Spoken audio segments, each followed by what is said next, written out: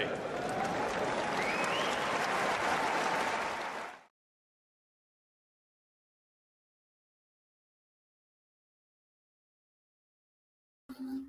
Hello, guys. So, of course, we're going to be watching Dominic Thiem against Otto Virtanen, the French Open qualifying round 2 here. Susan Langland's second match for today. Let me work this out because I think, John, well, for now at least, we don't have a producer. So I will have to put the scoring for you. And I will probably do it in a second. However, the RG website from which I wanted to take it so far is a little slow to react to this match starting. So maybe it's only after the first point that they will bring it to us. But anyway, the scoring will be on the screen in a second. But yeah, I mean, obviously, you know what we're gonna do here, right? You know the drill, as John, I think, says at the end a lot. We basically have the whole Roland Garros round 2 qualifying today, both on the men's and the women's side. So much action around. We already have a few matches that have been wrapped up, and let's see how this one goes. Dominic Thiem did not receive a Roland Garros wildcard, which is a bit of a huge talking point this week, especially as his matches have been like on Susan Langland. You know, it's 10k people every single time. Um, is the live scoring working already? Anyway, I will set this up in a second as Virtanen claimed the first point. As for his opponent, immensely talented, also so weird in terms of his motivation struggles and like how easily he sometimes throws a few games away in a row, and there's not much you can do about it. There's not much you can understand about it even. So I mean, yeah, Otto Virtanen is definitely quite a wild beast. On clay, you know, it's not his favorite conditions, but I think he's serviceable sometimes. He made the semis in Liberec in 2022, 2021, the quarterfinals in Tampere on the Challenger Tour. That's like two results that kind of instantly I can think of. And yeah, I mean, just in general, I think his game does not suit the clay, but when he wants to play, like when he wants to rally, when he wants to keep himself in the point, I think he can grind too. It's just that he rarely does. He rarely is committed enough, I suppose. In March, you know, he was phenomenal, and that's already the second year in a row when his Davis Cup performances and also his March performances on indoor hard just don't really fit anything else. Like they don't really match to anything else that he's doing throughout the year. But the talent is there. Maybe they will bring it out of him. He's got a wonderful set of coaches right now in Jan de Wiet and also Jarko Nieminen, the best Finnish player ever. I'm not sure who's with him in France. Maybe we're gonna see them on camera. Recently, I watched Otto in Mauthausen, where it was Jarko Nieminen traveling with him, but generally speaking, most of the time it's actually the Vit. And I think right now you should probably get the score on the screen. Yes, I will probably enlarge it as well, as that should help a little. Okay, Otto Virtanen, as you can see, claimed the first game. Is it better now? I guess we could make it even better, even bigger, right? Maybe there's like another way to do it, but I don't actually know, to be honest. I've only shared my screen for you guys like a few times, so I'm not fully okay with all the basics, but I think now we can probably see it much more clearly. Yes, so that's what we're gonna do. Oh, Dominic Thiem, you should be playing. You shouldn't be actually in the chat here. You should be playing against Virtanen, and maybe that's why you've lost 5 of the first 6 points. But no, we can't stream the match. It's not allowed. We would be banned / copyright flagged / whatever.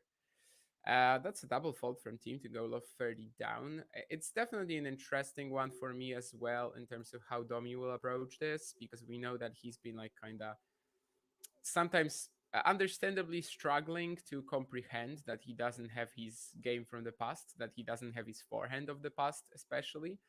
And that sometimes tends to bring out like just errors from him because he desperately wants to find it again. He desperately wants to finish off very aggressive points with his forehand. I don't think that's really the goal today, right? Like against someone like Virtanen, who's not the best of the ground, you gotta kind of move him around, I guess. And I'm not saying that team can't do it, but it's definitely gonna take like a bit of a different mindset from him, especially as I said, Otto can play baseline tennis when he wants to. Sometimes he just randomly bails out of rallies with, basically every single plus one shot being a drop shot that happens to. You never really know what to expect, which is tough. But on return, team will actually have to be like very reactive, right? He will have to work with what Virtanen gives him. And I think that might actually be good for Domi. Like that might actually give him a lot of clarity. As we've said, I mean, this is a pretty good qualifying section for team because, well, in the second round, he had to play Virtanen or Sweeney, both definitely not clay quarters. And then third round, it's likely going to be Giulio Zappieri, which is tough. Like, that's not an easy opponent, but that's also someone that team has already defeated this year. So maybe it's possible. Where am I watching though? Platform? I mean, whatever is, in your country. In Poland, Eurosport has Roland Garros and Roland Garros qualifying. You can seek the list of broadcasters on the Roland Garros website. I'm not sure. I don't know if in your country it's going to be someone who also streams the qualies. In Poland, it is, at least it is. As far as I know, there's no official Roland Garros channel that streams qualifying, which is a shame actually. And I think they could have done something about it, like because you have Dominic Thiem, because you have Diego Schwartzman, but maybe that was already set up beforehand that, well, all these broadcasters would be angry at them if they did that, right? So they can't really just do it on their own. And I guess that makes sense from a business standpoint as well.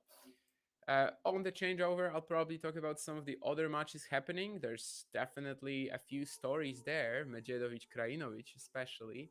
But now team hitting with quite a lot of good margin, actually. I like how he's adapted on the past 3 points. Not trying to slam his shots, but like kind of content maneuvering Virtanen around the court. But now we see the danger of that as team tries to fall behind with that inside out, like fall behind on his feet with this inside out forehand. Doesn't really do that much with it, and Virtanen is there to find a backhand down the line that wins him the point. So it's a tricky business, of course, just trying to balance this out, trying to find an option to not go for too much, but also not leave Virtanen a chance to like suddenly counter you. And well, Virtanen will be there waiting for these opportunities, especially if team provides another double fault. So it's a bit of a sketchy start for the Austrian. And while it's just the first game, while it's just clay, of course, Otto Virtanen is not your typical clay quarter, and if you fall behind against him, a break, maybe it's not set done yet, but you definitely will be in a fair bit of trouble with the serving prowess of the Finn. Otto's dad also used to be a tennis player, Pasi Virtanen. He later coached Jürgen Tropp, the highest ranked Estonian player ever. And I heard that he also had a massive serve, so it runs in the family. That was around back in the 90s, maybe late 80s. Anyway, breakpoint down, second serve, and Thiem will have to rally for it. Seemingly, that's something he should be comfortable with against Virtanen, but let's see. Some good top spin on the forehand, and he gets it done. Yeah, maybe this is actually good for Thiem, right? Because he clearly doesn't need to go full power with that forehand. He doesn't need to go super heavy. Like just whipping it in with good spin is fine in this matchup, and maybe it's something that will also kind of allow him to take the best things from these tactics and like put them into his next match as well. Uh, it's an argument to be made. Maybe we're all just naive. Maybe we're all just thinking, okay, so what if what does it even mean that Thiem has a good draw anymore? I mean, he's lost some absolute horrific matches this year. And that's a little ballsy from Domi, but he wins this point. Otto chasing down his drop shot, and I think he actually did a really good job at hiding his direction. But then Thiem picks up this half volley. I think with the trajectory, the ball was outside the line for quite a while, but it actually lands into the court. You can even see it with his reaction. Like, I think for a while he was just expecting it to go out, but suddenly he realizes that it is making its way in. And the potential rival for these two, or the potential rivals, I should say, Giulio Zapieri and Adrian Andreev have already started as well. Zapieri with an early break. He's a pretty big favorite there, somewhat similarly to Thiem. So we'll see if we get another Team Zapieri in a final qualifying round, as that happened in Brisbane this year, the very first week of the season. That was when Thiem defeated James McCabe, saving match points in the first qualifying round, and then defeated Giulio Zapieri to make the main draw, eventually losing to Rafa Nadal, of course, in that blockbuster clash when Nadal was making his comeback and defeated Thiem on his way to the quarterfinals. Advantage Thiem now, so maybe he has sorted out the issues that he's gotten into in this game, especially with the two double faults. But there's still a second serve here that he needs to convert into a point.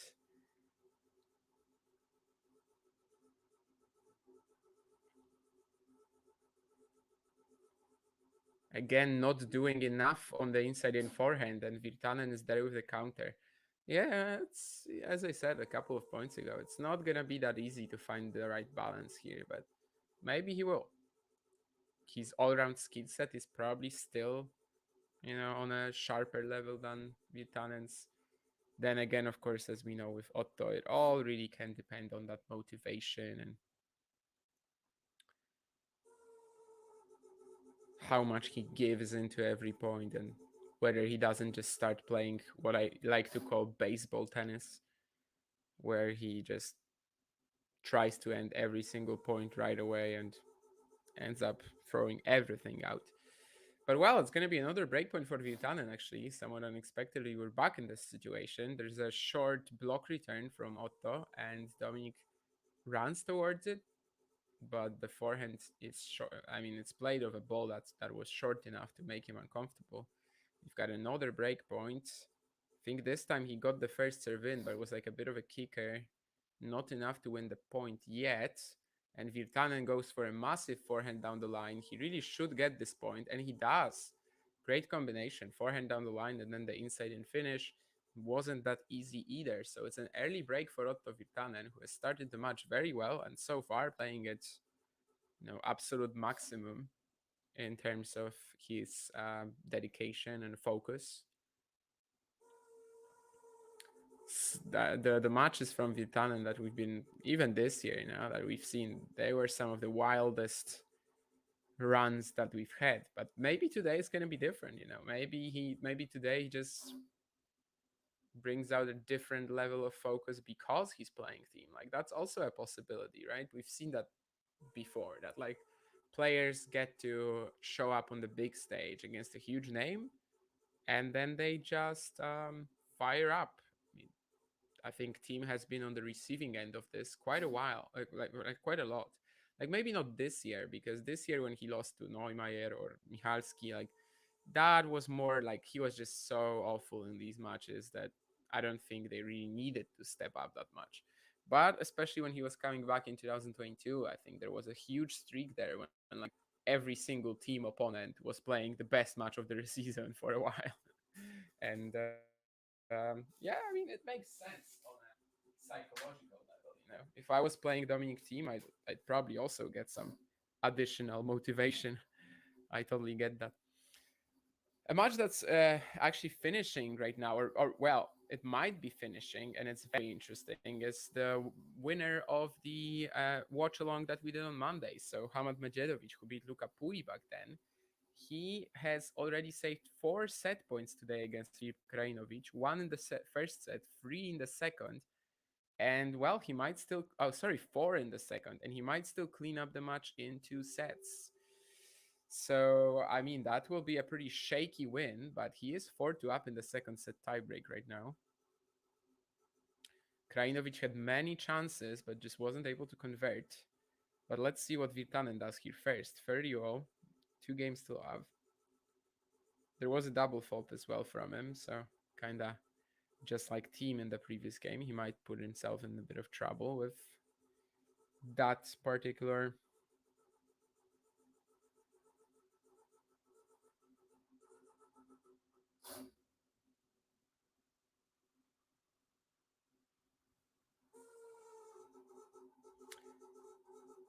And well, we will have a breakpoint for Thiem right away.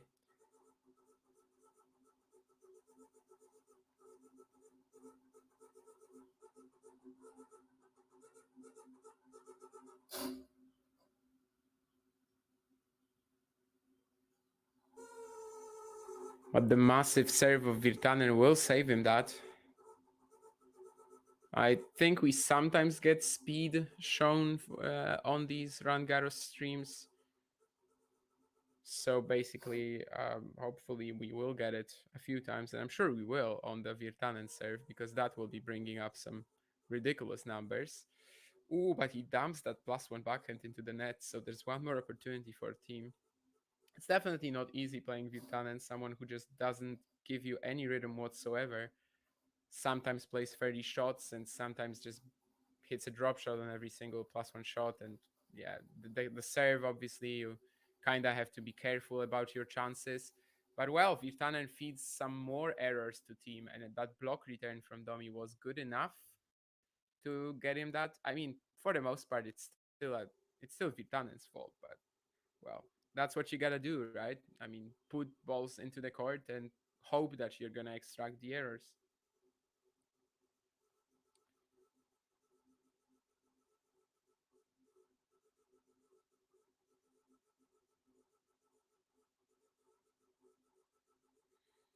But anyway, we've got Hamad Medjedovic claiming the match in 2 sets now, 7-5, 7-6. And as I said, that was a bit of a crazy win. I mean, one set point at 4-5 in the first set, 2 set points at 4-5 in the second set, and 2 set points at 5-6 in the second set. But I think even that pales in comparison to the chance that he had in the second set at 4-2, 40-15 up on serve, Krajinovic, because he was like, Hamad was not feeling the ball well at all. Like, he was just given all the initiative. And yeah, like that was probably an even bigger chance in my opinion. But well, he couldn't take it, so Medjedovic is into the third round, and he will only need one more win, I think, over Jeffrey Blancano to get through. So I mean, yeah, it's a phenomenal draw for Mr. Um, it's a phenomenal draw for Mr. Medjedovic, who, of course, will be also one of the more dangerous qualifiers in the main draw if he makes it. Yeah. How do I remove a comment? I don't remember. Is it here? No, that's not it. I don't know. Anyway, that's clearly a bot message. Dominic Thiem at 1-2. Trading at the Virtanen backhand, trying to keep him there. Just good quality spin, and you should be fine in the long run, maybe. But no, Virtanen, wow, what a backhand down the line. Maybe Thiem is even going too passive so far, which might seem like a good idea. Like, I totally get why he's doing it, but so far Virtanen is pretty snappy with all these counters and really taking over in a flash when he can. The other matches we've had finished today, Shintaro Mochizuki beat Stefano Napolitano. That was a bit of an upset for sure. Napolitano in phenomenal form this year, the form of his life, and that's not even a bold claim. But he loses to Mochizuki in 2 sets, which might open the door a bit for Facundo Bagnis, who defeated Juan Manuel Cerundolo. And that's basically all the men's matches that we've had finished so far. So we already know 2 pairs for the final round, which is Medjedovic Mochizuki and Bagnis Blanca. No. Otherwise, lots of matches happening at the moment. Zapieri is completely dominating Adrian Andreev, so looks like Zapieri will probably be the rival of Timur Virtanen. So far, well, not much of a clue, but Thiem is falling behind again on his serve, thanks to a very poor drop shot. And Virtanen is hitting the most ridiculous shots you can ever really see. I mean, what the hell was that? I thought that inside in forehand was such a good change up from Domi, like actually finally hitting through it, but again with good margin. But Virtanen just slaps this forehand counter. It's probably faster than some of the team kick serves here. And it's gonna be 3 breakpoints for Virtanen in this pretty messy beginning from both. But Virtanen kinda, is tight roping. Like Virtanen has to kinda work between his errors and his ridiculous shots. Like if the balance is a net positive, and so far it has been, as he wins another great one. I mean, the backhand return on the baseline and then down the line finish. Fantastic game from him. Like let's straight up. He's a super talented player, of course, as I've said a few times. We'll see if he can actually keep this up. Most of his performances, they don't really go like this, the entire match. But the talent is undeniable, and he's been showing it so far for sure. Lots of matches, of course, as well have finished on the WTA side of things. Not much of a story so far, I suppose. Teichmann making it through, Niemeyer making it through. We've got Sasnovic and Sonmes into the third set, Alan Preston into the third set. Brenda Frugbirtova on the court right now against Robin Montgomery. That's probably one of the best matches of today. But yeah, Virtanen hitting this forehand unforced error on the previous point, but now he might be in a bit of trouble. The drop volley from Thiem is pretty good. It's gonna be a Virtanen tweener, and he makes it. Oh my god, what a point. Virtanen with the drop shot, trying to lob Thiem. Trying to pass Thiem, I suppose. Thiem with the drop volley. It's pretty good. Virtanen gets to it. Thiem lobs him, and the tweener from Virtanen is right on the line. And it's actually the second time Thiem has. Wow. So, do you remember the tweener from Agamenone in Thiem's first match? It was actually kind of similar. Passing shot, tweener, winner down the line.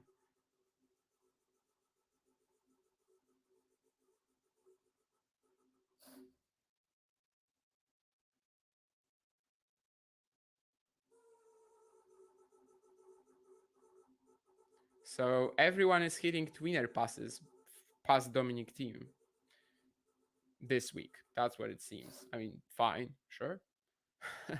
I don't think he's done anything specific, to guarantee that or anything. But yeah, and the Virtanen drop shot again wins him the point. This time the drop pass combination is too strong.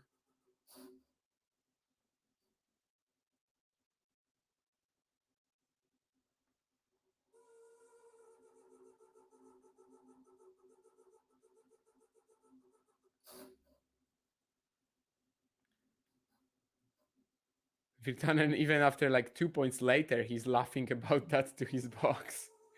But he's also making some more forehand errors here.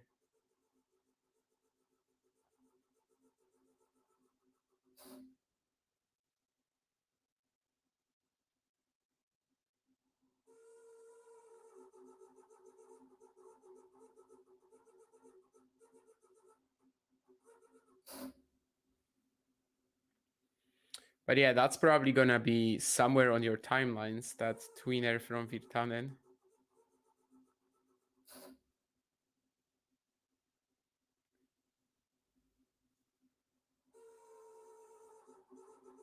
So I'm assuming that will show up. I remember seeing that Agamenone video.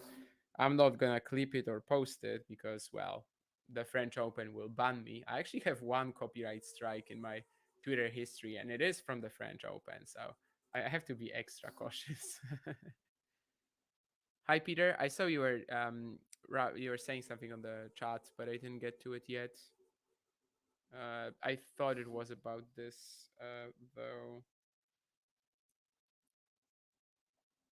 How much into the third round of qualifying should make it through, says Gene. Yeah, totally should. I mean, he's playing Blancano. There's no excuses.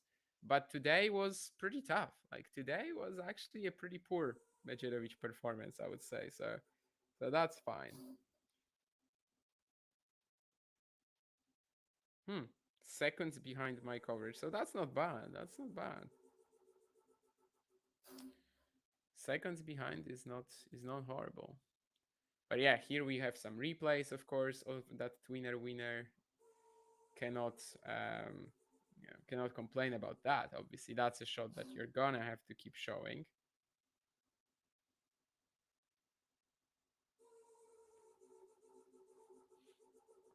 But yeah, Medjedovic today was pretty rough.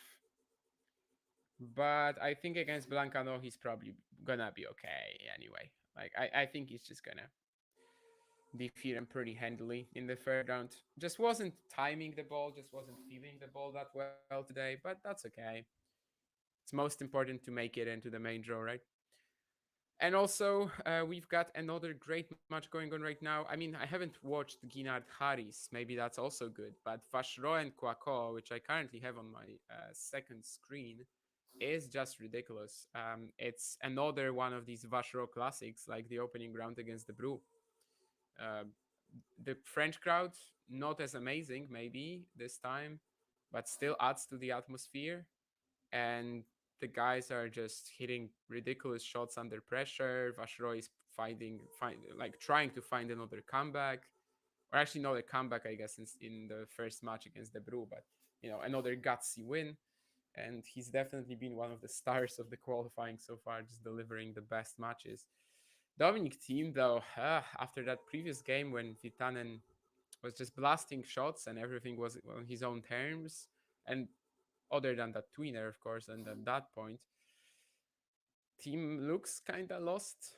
Uh, I mean, a little confused. He also dropped the opening set to Agamenone, and he then came back with a much stronger level in the next two sets. So obviously, that's not something he can't do. But so far, he just needs to settle. I think just needs to calm down the nerves. That drop shot play was not a way to do it. When he chased it down, he had so much time and he still put it out. But a game here, a game there, and maybe even the first set is not done yet. Virtanen is obviously quite known for feeding errors out of nowhere, so it's definitely not done yet. At 26 minutes in, we are 1-4, 15 all down though.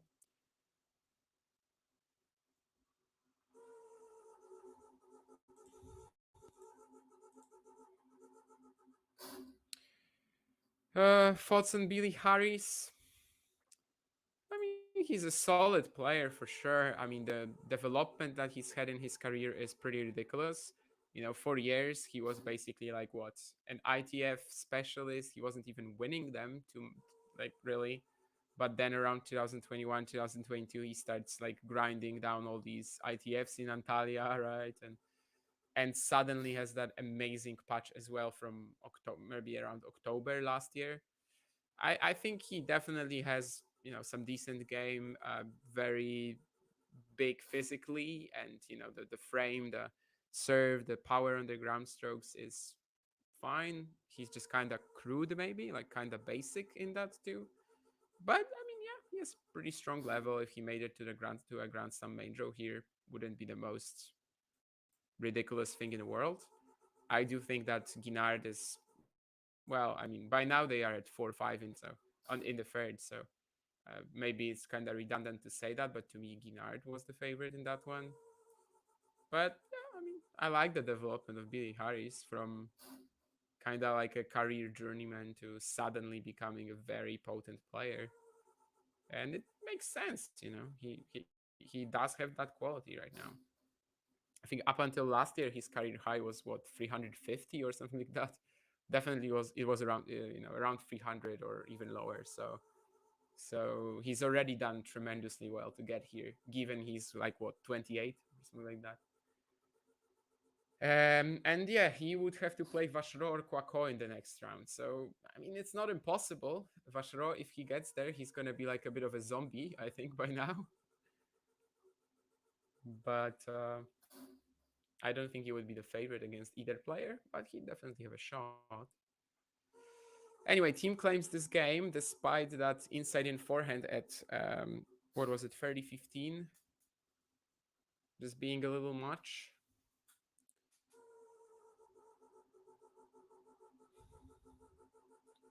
He definitely has to try doing something about that Virtanen drop shot though, because he's just so far behind on return, and then Otto kills him. Or even, the returns here. Like he gives himself so much time to hit the return, but the ball still sits up for Virtanen to attack it. Like there's nothing that he achieved with it, and it's even tougher for him to get into the point. Like he just sets up the ball for Otto, sitting so high up in the service box. So I mean, there's definitely some adjustments to be made for Thiem here, especially with his positioning, maybe both on return but also on, in terms of the rallying. Then again, of course, it's the Virtanen serve. Like sometimes there's just not much you can do about it, and you gotta be okay with it. Trying to slice here and set up the forehand does it well, but like Virtanen keeps himself in the point still. He's not messing up anything right now and slams this hammer 250-kilometer forehand.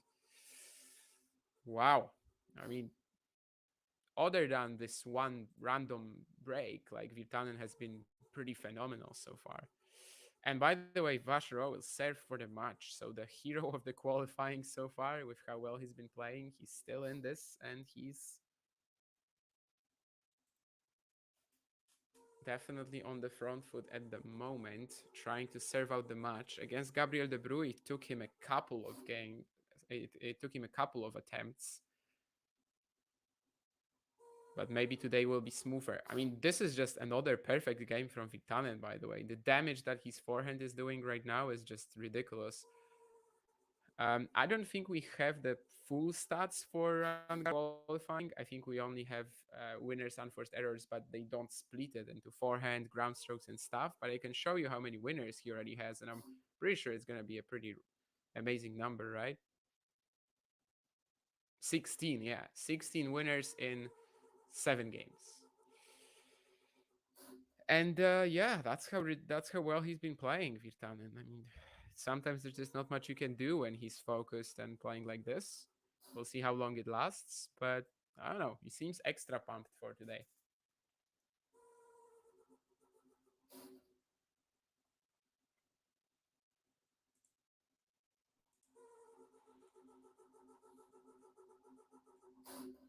He just seems like he's really gonna do it, and like he has this belief that he will pull this off today.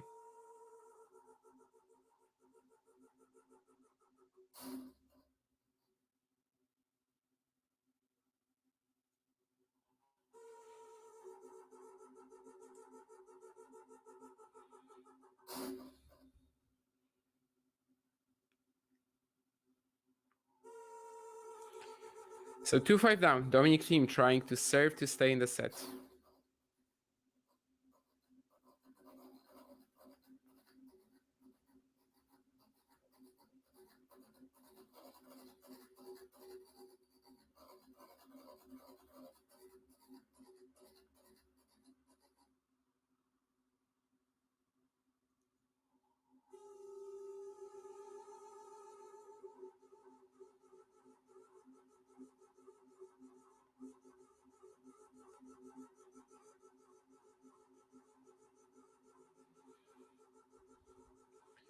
And well, Thiem will probably have to restart for the second because right now he's just kind of throwing away these first 2 points.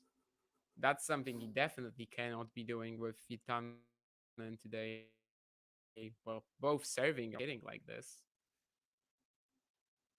And as I mentioned, Vachereau is down 2 breakpoints right now. So yeah, it's not easy to serve it out in these thrillers that he's been sending the French crowd here. Anyway, 15:30 after Thiem hits an ace down the tee.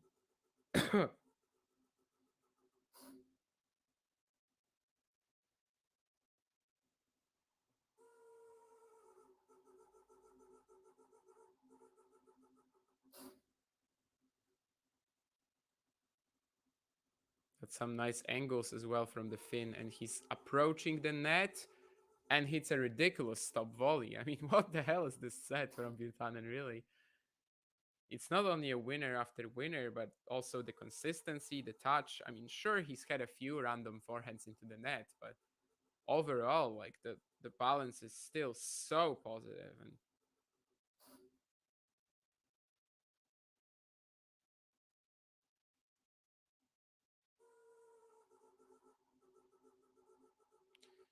2 set points for him now, although just one because Thiem has serves to his forehand and gets the return error.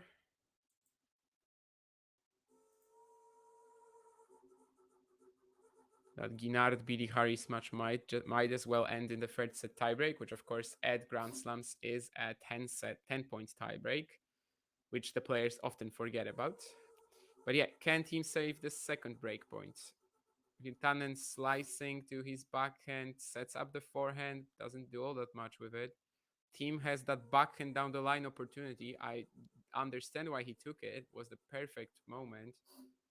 But it's still unclear who wins this point. Well, it's not gonna be Virtanen after this drop shot, which was just like a total bailout.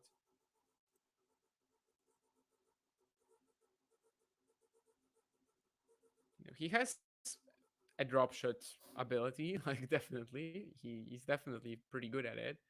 I've seen him hit some ridiculous ones, but sometimes he just goes for way too much with it. Team also says sorry because that backhand down the line that I mentioned, like it clipped the net, but it wasn't actually clear if it helped Virtanen.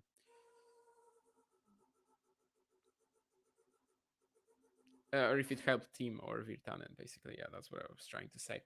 And yeah, looks like Team will get a game point here. Good serve, +1 finish with the forehand, and maybe he will at least ask Otto to serve it out, which at 1540 was looking a little unrealistic. Well, maybe not unrealistic, but was looking a little tough.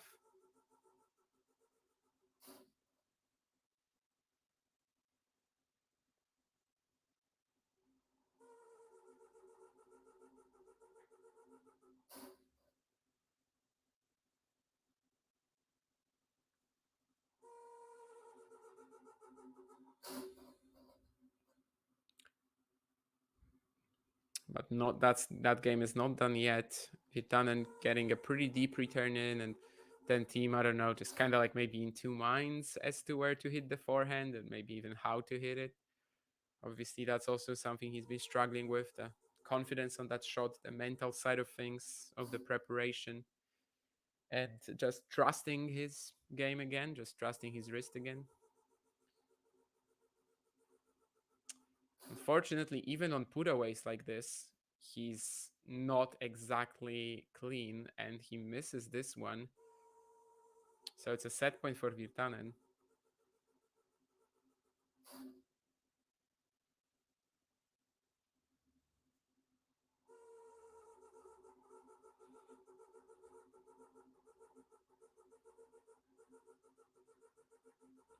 Ooh, and he tries to go for a +1 drop shot a la Virtanen, but it's not going to work. So it's a 6-2 set for Otto, who's definitely been the stronger player so far and who's been hitting some ridiculous winners left and right.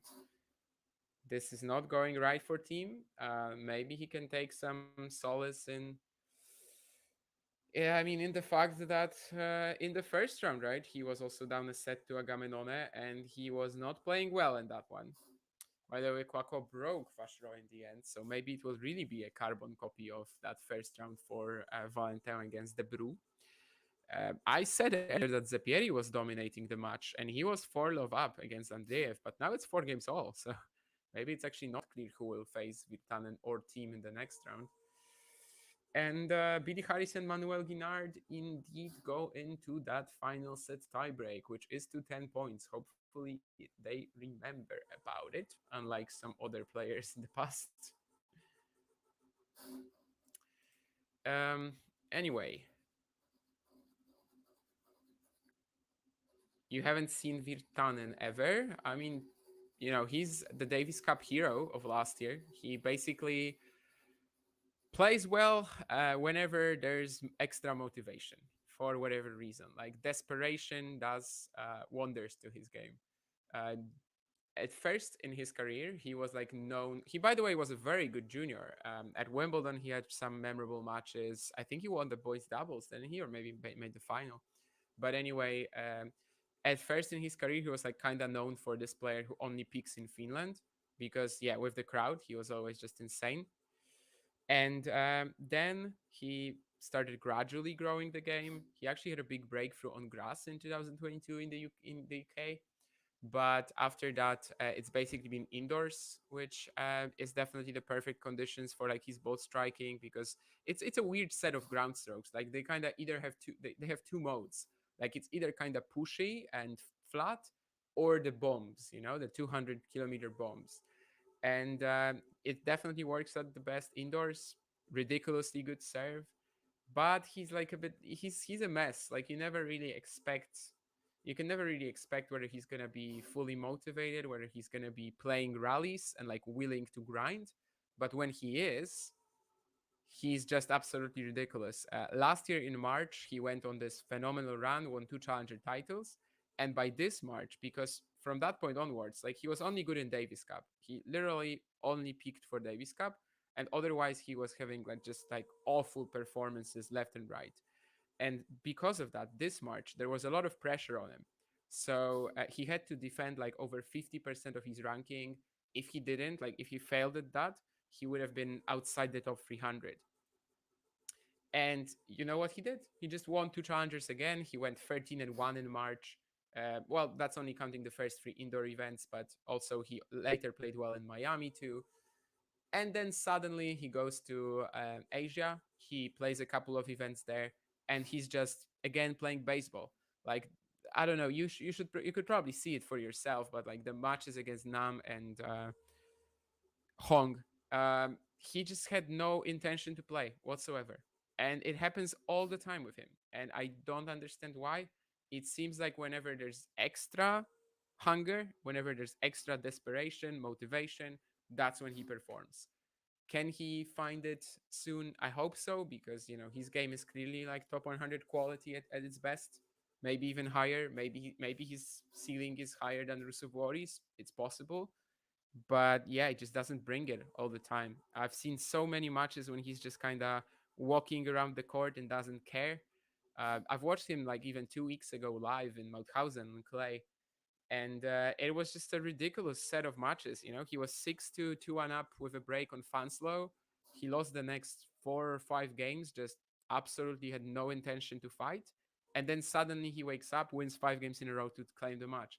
And the last one, the round two that he lost to Max Hans Reberg, like that was my match of the week, that tournament and that whole challenger week. But not because it was decent quality from time to time, but because of how crazy it was. Like Virtanen just went straight up from playing, I don't know, from being a wall from the baseline. For example, on the second match point that Reberg had, like it was like 35 shots or something like that, and he was a wall. And from that, he just went to a mode where he doesn't wanna grind in any point, and he just drop shots on every single rally. Why does he do that? I really can't tell you. And also, it's worth mentioning that he's got a very good team behind him now. He's coached by Jan de Wiet, the coaching legend, most famous, I guess, for maybe Gilles Simon, but he also worked with Andy Murray recently. And also Jarkko Nieminen, so the highest ranked Finnish player ever, career high like 15 or something like that. He's also working with Otto, so there's a lot of support. There's a lot of money from the Finnish Federation as well in the past that's gone into him. And well, I mean, the raw talent is still very much there. We're just waiting for him to kind of put it together and, well, wake up in a way. Um, was it long after Thiem's US Open that he got injured? Not really. What was it, like about half a year maybe? It was not long, no. Definitely wasn't a full season. Can't believe Darderi is struggling this much with Manarino and Clay. I haven't checked that result yet, to be honest. Oh, but it was a tiebreak. Yeah, that's kind of surprising. That's true. And Sabo Viltacheveri, then they play recently, by the way. I think so. But yeah, the long Virtanen rant is over. Novak is playing today against Hanfman, the first match of the evening session in Geneva. And by the way, that Vashro Classic that I mentioned against Quaco, like it's really turning into a carbon copy of um, the Brew match. It really is. Because he failed to serve it out once, and maybe he will do it now in the next game and just pull off another ridiculous win.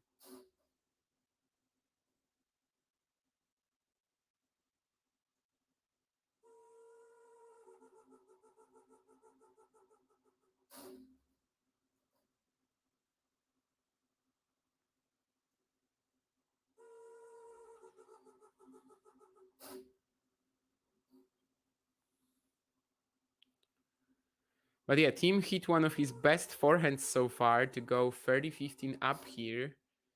But he still needs to be cautious at 30 all. But yeah, he needs to find something quickly and definitely not fall behind the break here. Otherwise, this match will be done in no time, really.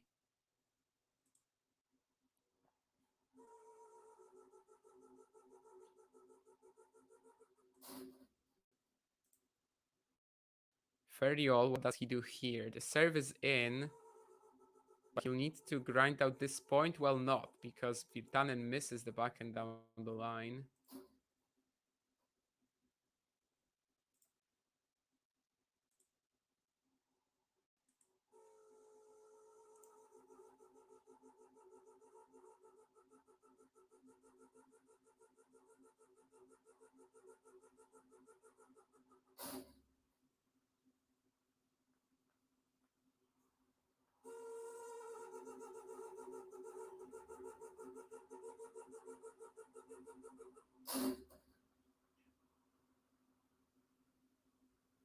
And it's gonna be a game for Thiem. I don't know if he's made much progress in this one, but it is a start. I mean, he is one game all. Definitely cannot afford to be falling behind right now. Virtanen missing a couple of shots to give it to him. We'll see. But so far, this match has been really all about Virtanen, and that's not necessarily that good, of course. Unless he drops his level and just starts hitting at the fence, which can happen with him, yes.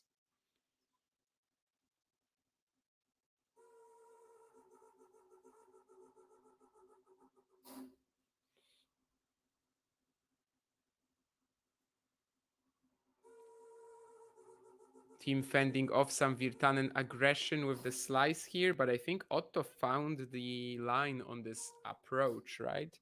Yeah, it made it very tough for Thiem to try to lob.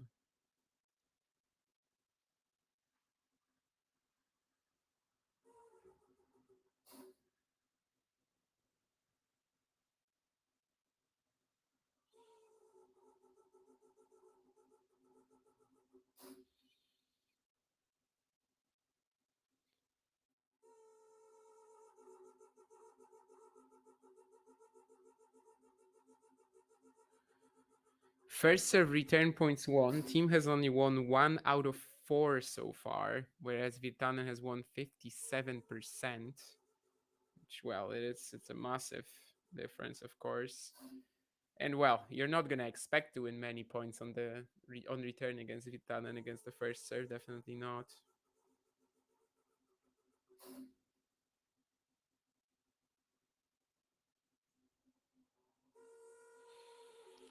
And right on cue, Virtanen hits another great serve. So it's 2-1 now. And so far, it's going to be Thiem trying to play catch up.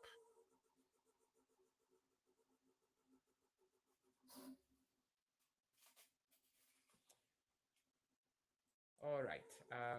What else do we have going on right now? Guinard and Harris. Harris will have 5 match points.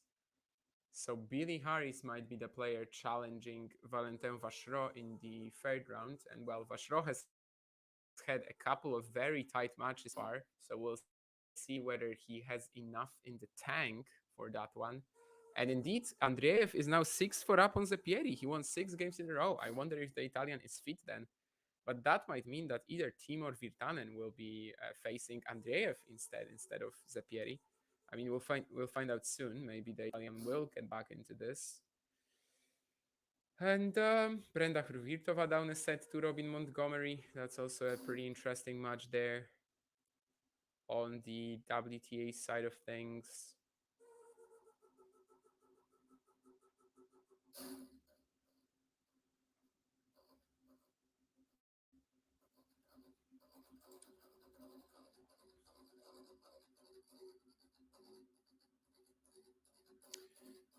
Yeah, indeed, Vashrowan, another epic.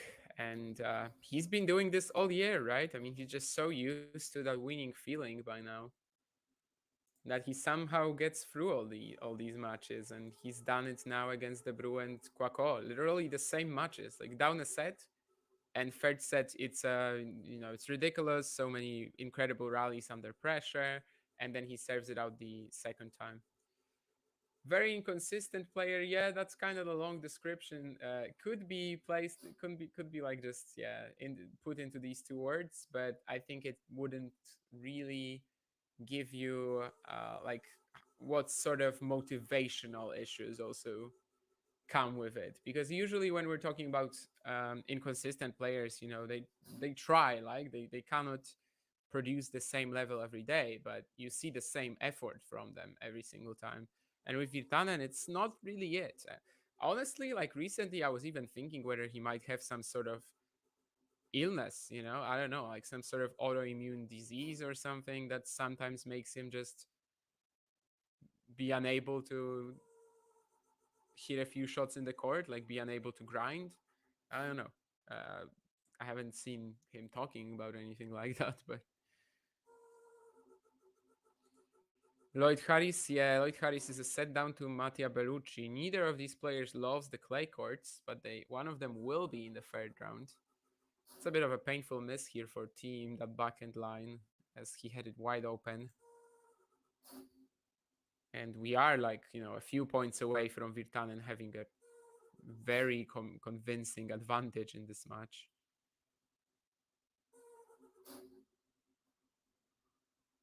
Thiem with the forehand drop shot again, very similar technique as on the set point, and I don't know if he's gonna do it. I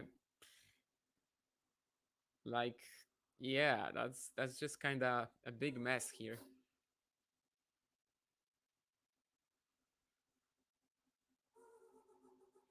And apparently, I didn't watch it, but apparently Billy Harris, who Peter was asking about, played a very good tiebreak against Guinard, so he's gonna rival Vacherov for the main draw. I do have to say though, I would much rather see Vacherov in the main draw. I think he's got better chances to win against most players, and he's had a phenomenal season in general. Uh, well, someone who's not having a good time today, especially, is Dominic Thiem. That's a horrible forehand inside and miss, and he's 2 breakpoints down now. He's just kind of lost for ideas. I mean, Virtanen is playing very well, and Thiem cannot really construct points against him because he's gonna get burned with a big counter if he like goes a bit too slow, a bit too spinny on one of the shots, and he also can't really like beat him off the ground.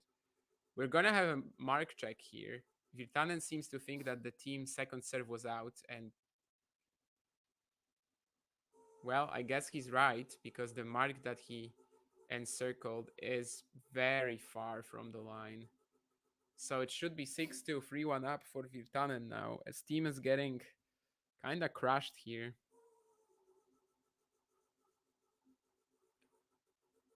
But yeah, our boy Jeffro on the Talking Tennis chat is saying that he's going to be a Virtanen hater from now on. I mean, Thiem is playing like this too. Like, it's two things, right? I mean, Otto has been hitting winners left and right and just some ridiculous shots while staying pretty clean for his standards, other than like one game in the first set. But Thiem is also like completely lost. Zero idea what to do, zero ability to outmaneuver Virtanen off the ground before he finds a huge winner, and zero ability to like hit with enough power to really cause Otto issues. He needs to find something very quickly to keep this fairy tale run going. Because this is not looking great.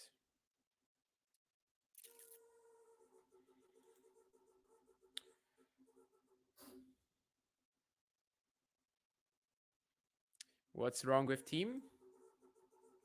Nothing. I mean, it's Dominic Thiem of 2024, you know. That's why he's retiring. Because he can't sort out his game. He can't get it to a point where it was in the past. He's trying to, but well, he doesn't have any weapons off the ground in this match, like literally none. And when he's just trying to direct the ball around the court with good spin, it's always going to be Virtanen who like finds a massive shot somewhere. Like at this stage, Thiem is just hoping for a Virtanen collapse, which might happen. I've seen it happen more times than I can count. It's very frustrating actually when you like want someone to, you know, get to the top of the sport and you clearly see the talent, right? But then he does it all the time. Like it's Virtanen is a very frustrating experience. But so far today, we haven't seen that collapse incoming.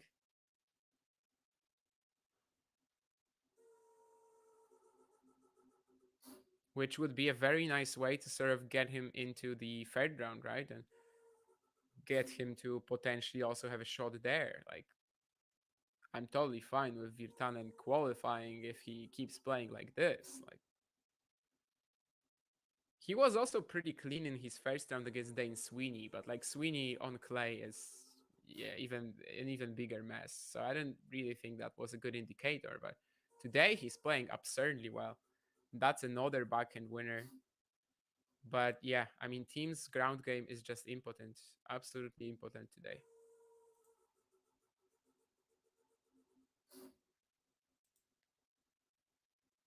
That's Jan de Wiet, by the way, and Otto's girlfriend as well in his box. So we get the answer to who's with him in Paris. It's Jan de Wiet, not Jarko Nieminen. Forehand drop shot from Virtanen, who once again bails out of the rally, and it's not going to bring him the point. That's an example of, well, a questionable play. Went away from what was working and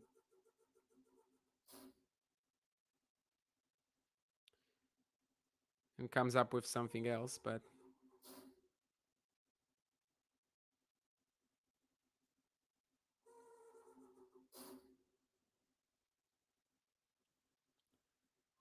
the big serve will get him out of this for now.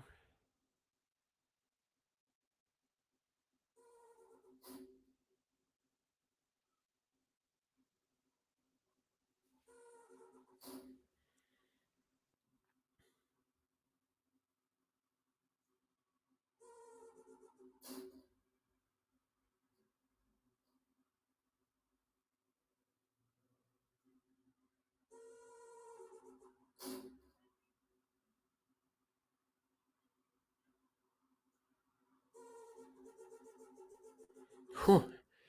That's an example of the Virtanen baseball tennis that I mentioned. Just a backhand that lands 10 meters away from the line. But we are still at deuce.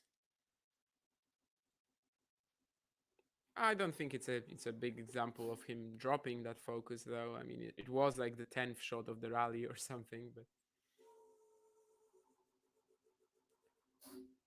Thiem getting that return in. Is it gonna? Okay, it amounts to something. Virtanen missing that +1 forehand way long again. And is this the moment when we get some sort of vulnerability from Virtanen?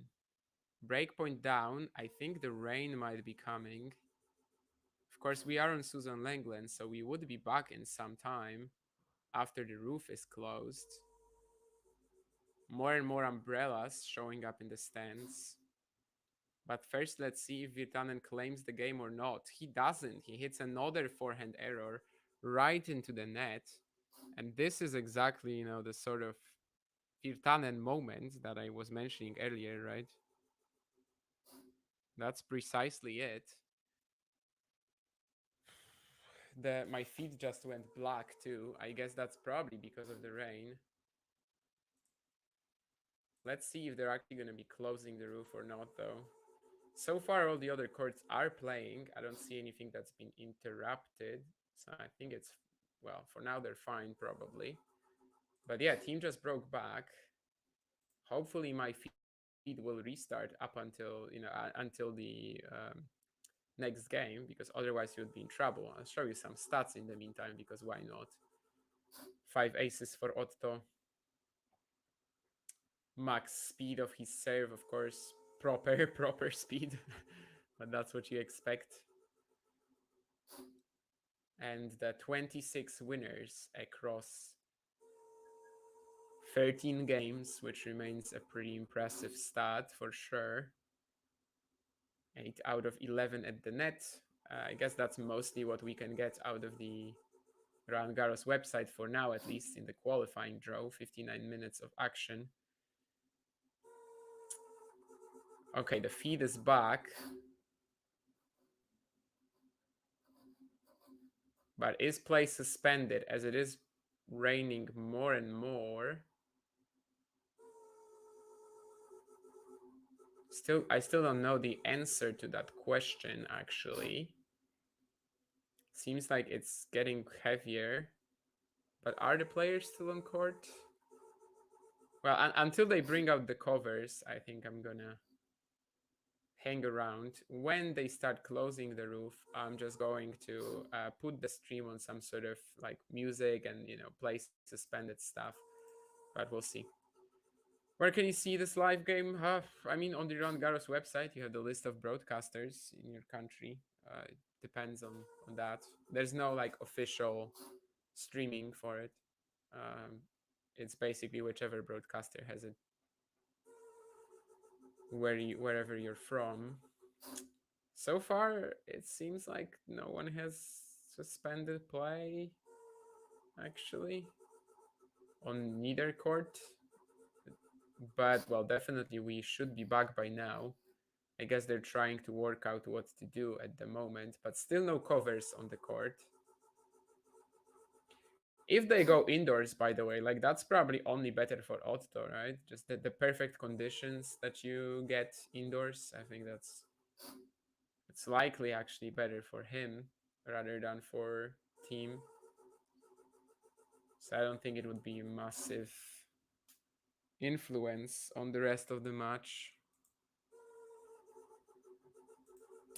But again, I don't know about that. Yeah, we're gonna wait for some official roof closing or maybe players going off the court before we put the stream on a delay as well. So far, they're still sitting there under umbrellas. Still no covers. So it must...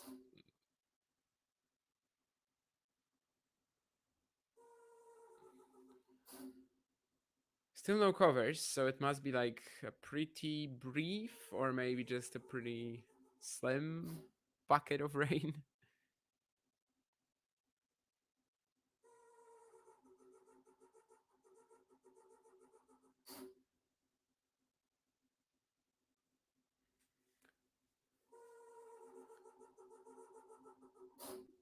Dominic Thiem is like bouncing around, not standing under an umbrella. He says, I'm not afraid of the rain. I'm not afraid of you, Otto. Whereas Mr. Virtanen is sitting under an umbrella. He takes a different approach to this rain delay. Let's see if it's brief or not. I mean, they're just trying to like work on the court a little bit during the delay, but they're not actually covering it up, which I suppose is a good sign for us continuing play. By now, Virtanen has also stood up, and similarly to Thiem, he's bouncing around, rotating his hips.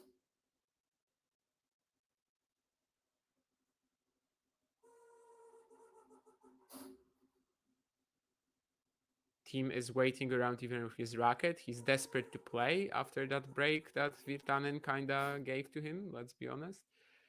But I mean, at least by the sky, it seems like the rain might be clearing up a little. Are we gonna be back on the court soon? I still don't know the answer to that. Virtanen looking for something in his bag, which turns out to be a drink of sorts.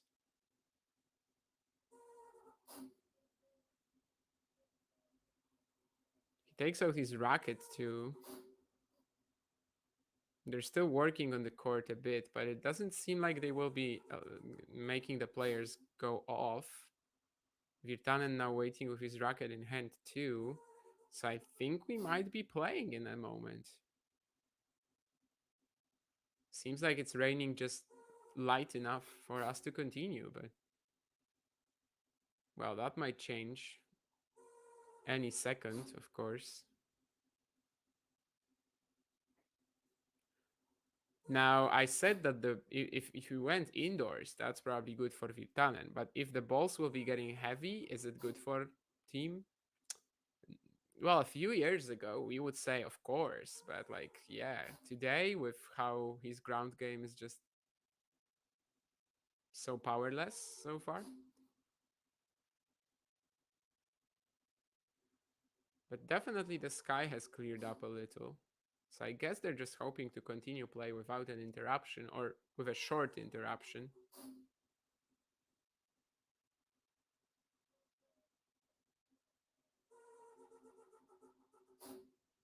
And I think we're back.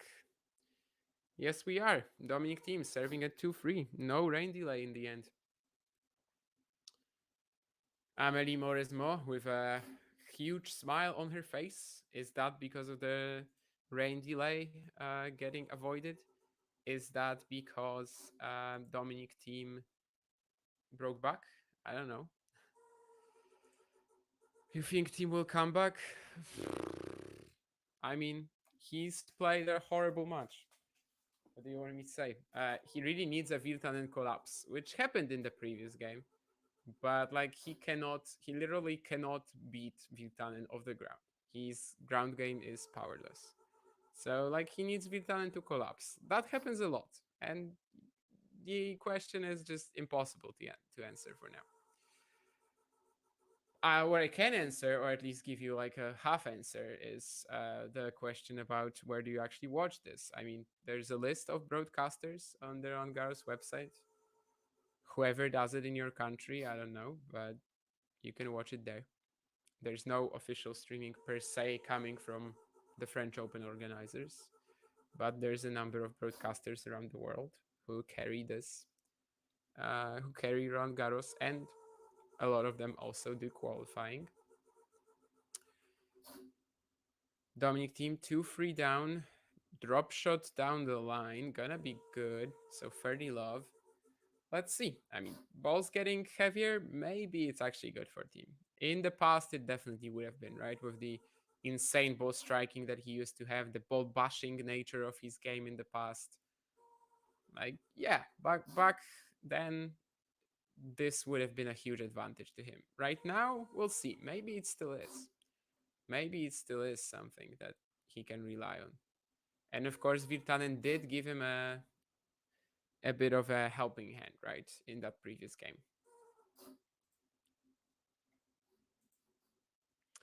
Most of the courts are back, it seems, so that rain delay, at least for now, was very brief.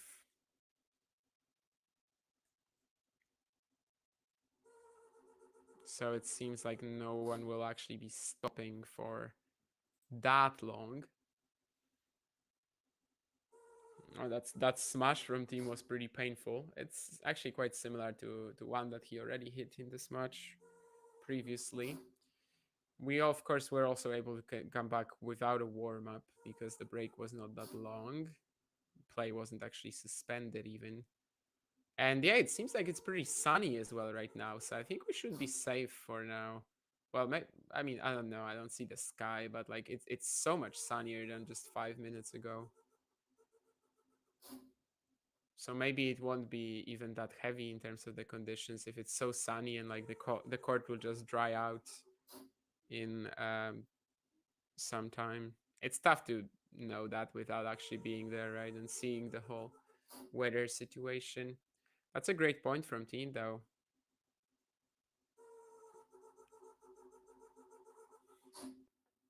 It's a funny match, like especially if Thiem wins it, because up until 2-6, 1-3 had nothing to say. In that 1-3 game, he had nothing to say again. But Virtanen gave him like 3 errors in a row, broke himself, and now maybe it's just gonna turn around. I mean, who knows?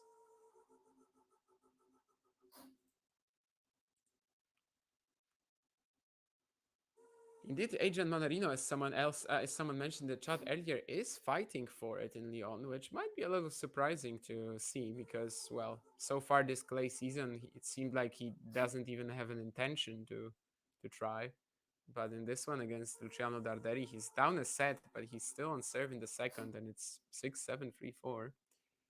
But yeah, as for Angaro's qualities, I think everything has restarted by now, other than Bellucci Harris. Harris Lloyd, not Billy Harris. Billy Harris, of course, having already made it into the main draw. The main draw, into the final qualifying round, sorry.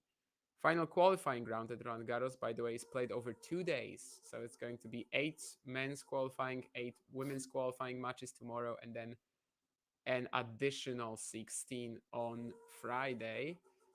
We'll see where the qualifiers land in the draw on Thursday in terms of who gets a qualifier, but we won't know until the qualifying is finished where the specific qualifiers will be in the draw, which I think is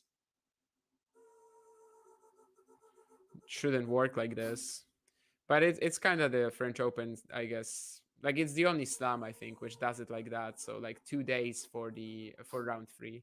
Maybe it's just to sell more tickets. I don't know.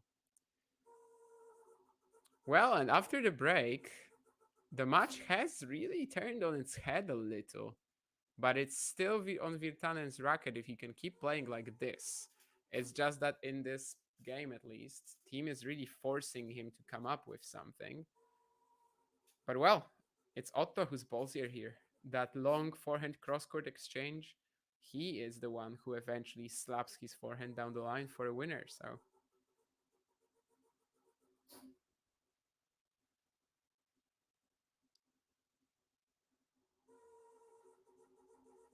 and now a very good forehand drop shot. And it's that same thing again. I mean, Thiem is so far behind on return that he literally cannot do much when Virtanen executes that drop shot well. And I can get it. I mean, it's the first serve of Virtanen. You gotta give yourself some time to react. But it is a bit of a like mine for points. It's definitely a point winning engine for Virtanen that Thiem cannot rival so far. As even standing so far behind, I mean, he's not getting good returns in, right? It's the Virtanen serve.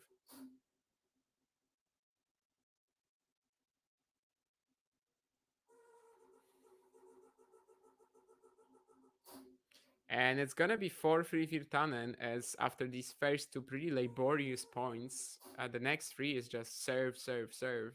Well, one was also a +1 drop shot.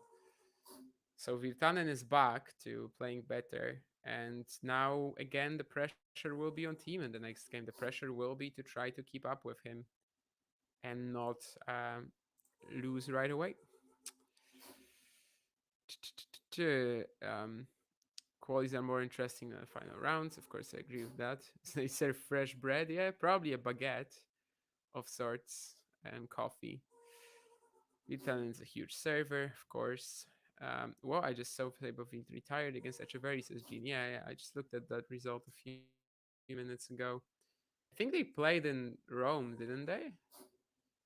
So I guess this was their second match. Saboville some points to defend in Edron Garros third round, but we probably more remember that for the Medvedev win rather than the actual run, which was cut short by some physical issues against Nishioka.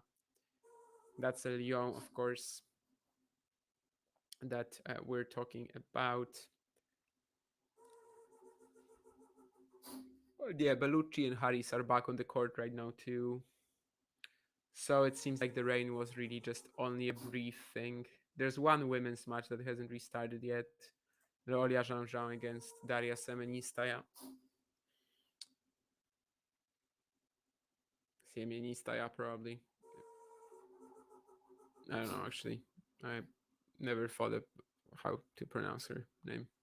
Semenistaya, probably. Anyway, 6-2, 4-3. Dominic Thiem serving and still under a lot of pressure. That previous game, though, 2-3, like that was maybe his best service game of the match. And this time he executes that Virtanen style drop shot pass combo very well. It is a way of winning points if you're not confident in your ground strokes, right? Undeniably, it is.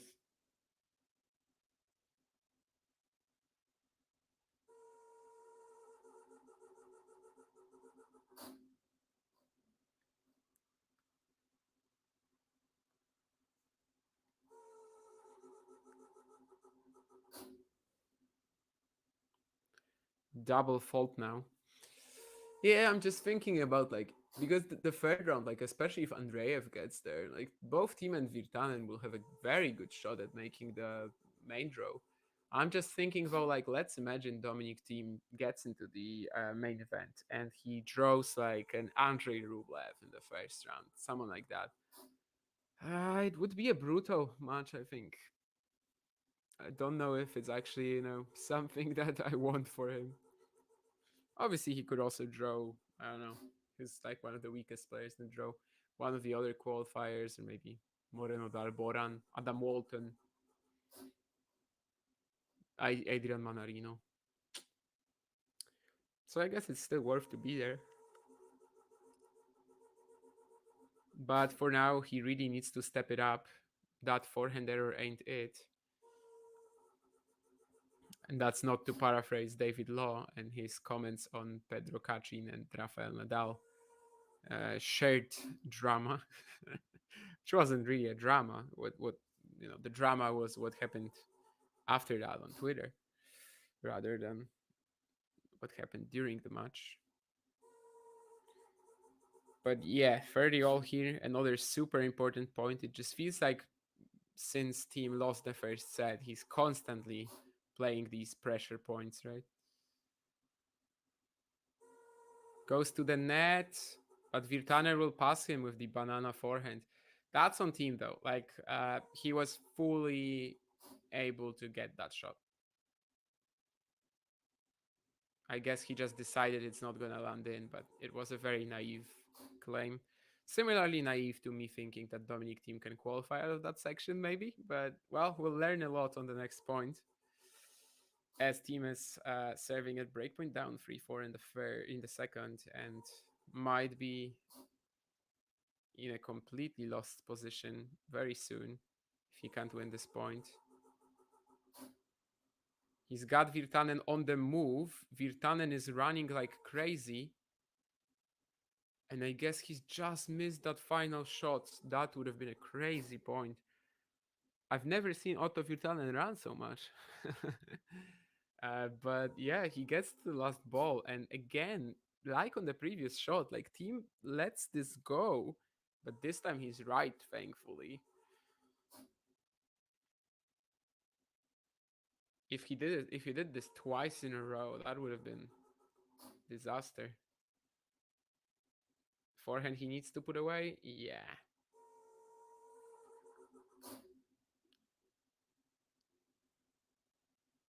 Sigh of relief from Thiem and probably from all of his fans around the world here, because nowadays you just cannot really trust him, I guess, on all these forehands, even when they're putaways.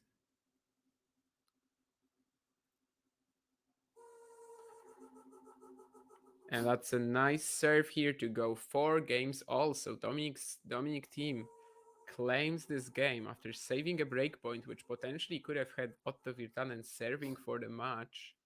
He's still in this, but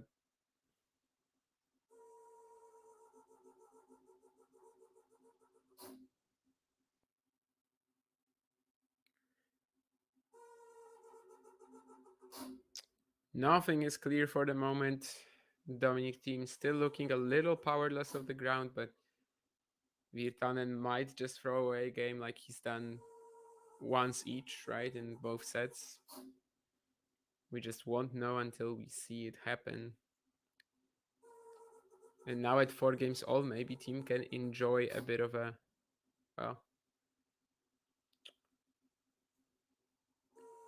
slower moment when the pressure isn't on him to like literally win the game or you lose the match anymore, like in the previous one.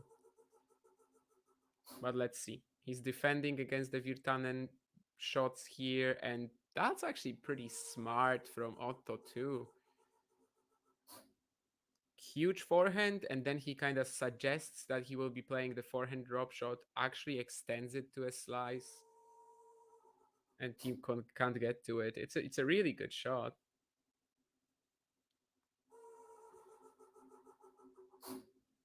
It's a smart way of ensuring that the point is done without any extra, like without just any real chance for the opponent to get it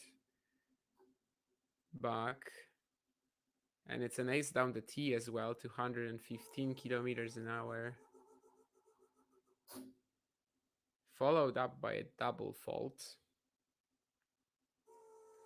But that gets him closer to the end of the game, of course, in general, 30-15.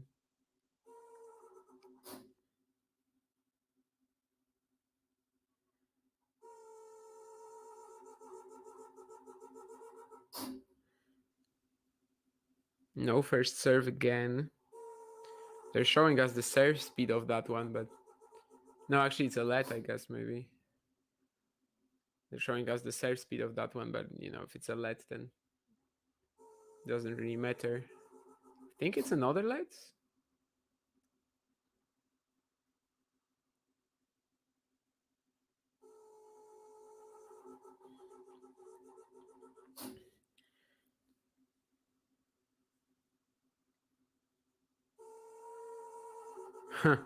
And he just goes for that down the tee serve again, the same one that gave him the point on the second point of this game. But there might be a mark check here, although the umpire isn't even willing to get off the chair.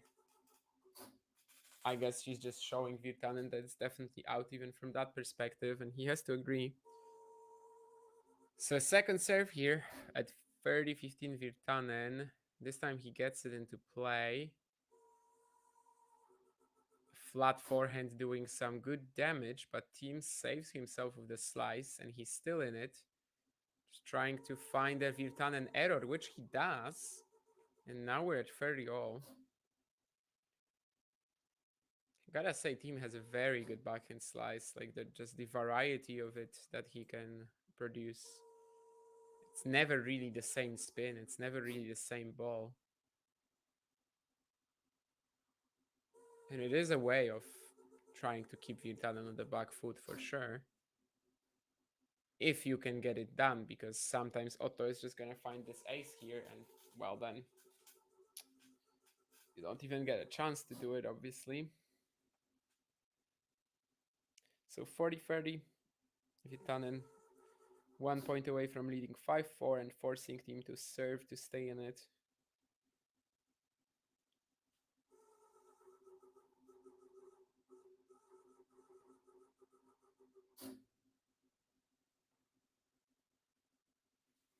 Wonder what the ball boy was doing there, but anyway.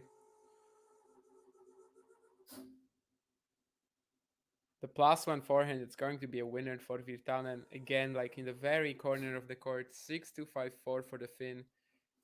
And after the break, we are back to pressure moments for Dominic Thiem. That's going to be some immense pressure as well that he's facing, given that, well, it's not that easy for him to engineer winning points right now. In that match that will decide the arrival for one of these players right now, we've got Andreev and Zapieri going toe-to-toe in the second set after the Bulgarian won the first set. This section 12 might kind of end up blowing up. Like if we get a Virtanen Andreev third round, like probably neither player was expected to get there. I think mostly we were thinking of a Thiem Zapieri round 3. But yeah, Virtanen has been I can't say spectacular the entire time today, but he's had some peak moments from start to finish, just kind of interlapped with maybe just a couple of throwaway games, but otherwise he's been pretty absurd. The level of shot making, serving, the willingness to grind as well, which isn't always there, or rather often isn't there. Yeah, and he will get a chance to close out this match, but he needs to win a return game. The producer is here. Right, I'll stop sharing the screen then. The producer probably was, I don't know, no, I'm not gonna say anything. I was just gonna make a joke that the producer was probably hungover or something and didn't get to the venue. There are people in the world who put butter in their coffee.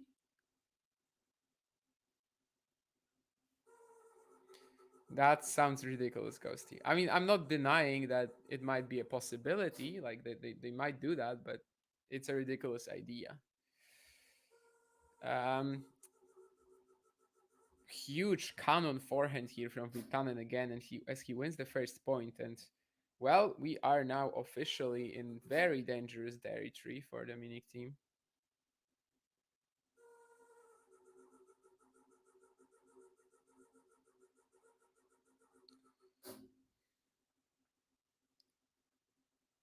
And it keeps getting trickier and trickier. I mean, this backhand return from Virtanen forcing team to forehand slides, and like he like barely gets it in. He's really balancing on a super thin line here. It's thin, by the way. Haha, thin.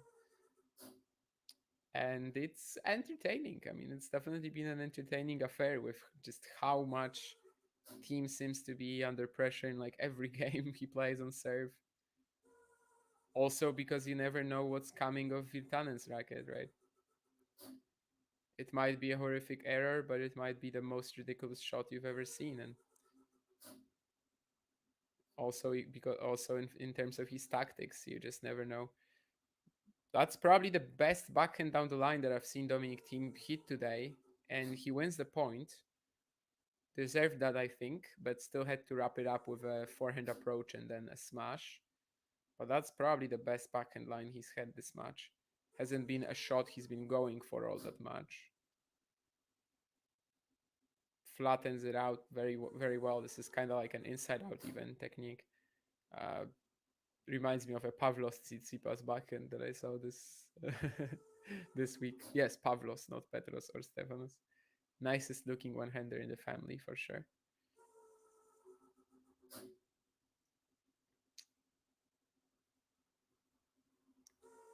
I appreciate, by the way, after this week, after watching Pavlos Tsitsipas, I appreciate Apostolos Tsitsipas more. I mean, he had three kids, and he brought them all up with one handers. That's amazing dedication to the game. Keeping this wonderfully beautiful shot alive while ruining his kids' careers. Kinda joking, of course, but just kinda. Anyway, 40-15 team. So that backhand down the line might end up proving very important here in just allowing to get to allowing him to get into this game and calm down a little. Should put away this smash too. Virtanen is trying to get it back, and I guess it will be out. Yes. So we are at 5 games all. The first game when team was serving to stay in the match is over. He has survived it. If Virtanen holds here, we will have one more.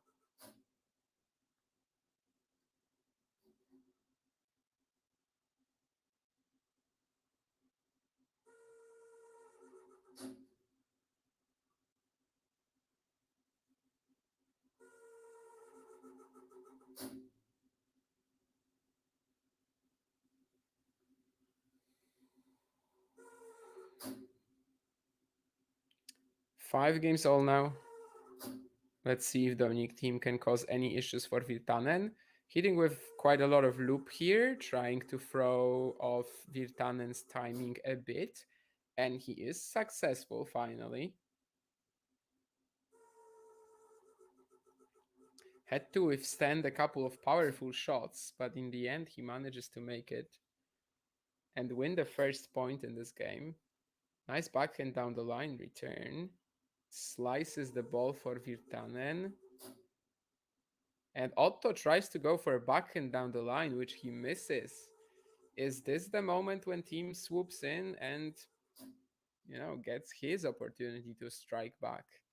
Love 30. I mean, you might not get a better chance than this to get us to a decider. And especially if Virtanen misses some first serves from here, he really might be in a position to do it. Oh, what's happening? Oh, it's more rain suddenly, I guess. Yeah. Everyone just suddenly jumps and starts putting on the umbrellas and stuff.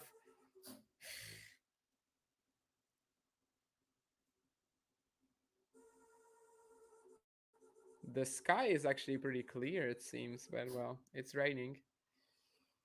Let's see. Again, I will wait for them to potentially cover up the court, and then if they do, then we're gonna go on like a rain delay stream. Yeah, they're walking off the court now, so I think we should probably come back whenever they're done with this. Is John there? I guess he is somewhere. Can you set that up?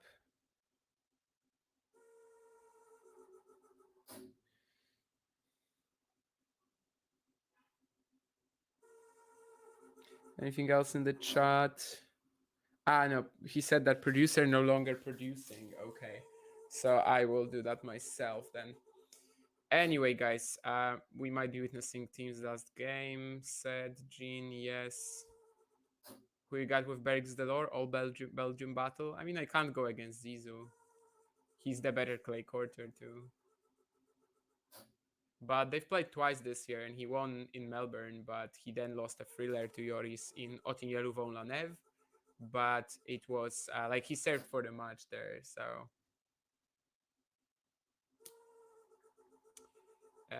anyway, where are we? Yeah, I guess I read everything. This delay may prove costly for Domi, says Pradiun Dilip. Maybe.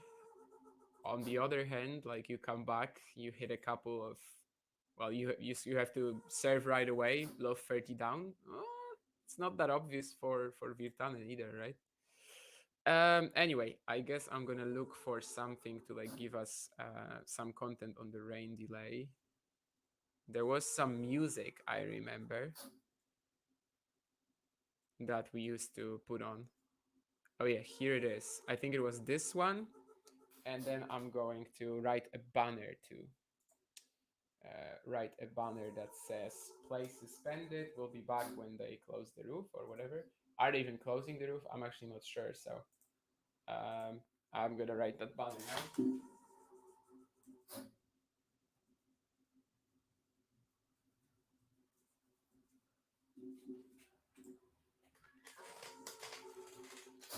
All right, the banner is on the screen.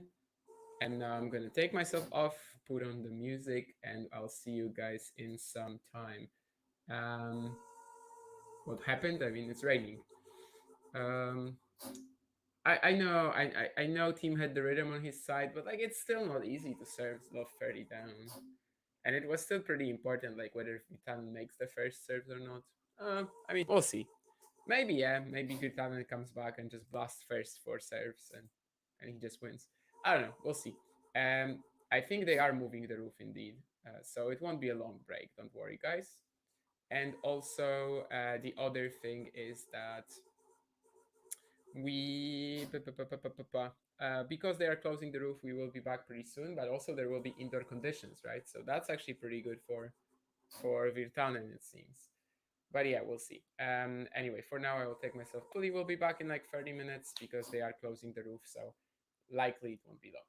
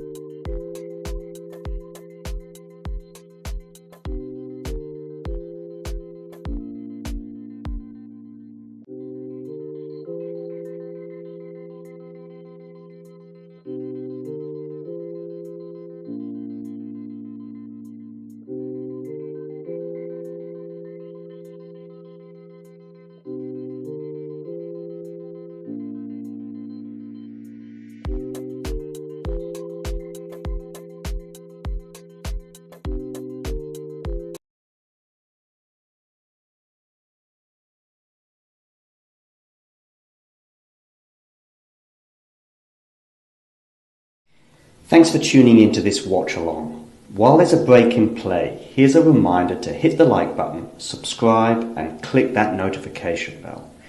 Your support helps to keep the channel going.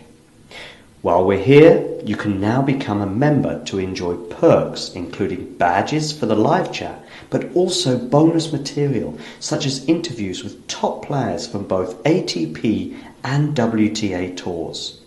The membership link is pinned in the live chat. You can also follow us on Twitter, Facebook and Instagram. So whether it be serves or volleys, forehands or backhands, serve bots or drop shots, we've got you covered. Whether that be via our website, talking-tennis.com, where you can read features and interviews from our top writers. Or if you prefer us in audio form, you can subscribe to our podcast on Apple, Amazon or Spotify or wherever you get your podcasts from. Remember, we offer you wall-to-wall coverage via our regular watch-alongs, magazine shows such as Nick's WTA Weekly or Damien and Mario's ATP version. Plus, we deliver top content from people on the ground, actually at the tournaments, so you get even nearer to the action. So, what are you waiting for? Hit that subscribe button so you don't miss out on all things tennis. Ready? Play. My name is Clara Towson and I'm a friend of the show. Boom. I am Francisca George and I'm a friend of the show. Perfect. Hi, my name is Susan Leemans and I'm a friend of the show. My name is Zainab Sammaz and I'm a friend of the show. Boom. Hey guys, my name is Sasha Vickery and I'm a friend of the show. Boom. Hi, my name is Lloyd Harris and I'm a friend of the show. Perfect. Hi, my name is Jasmine Paolini and I'm a friend of the show. Wow, Jasmine, you got it in one time.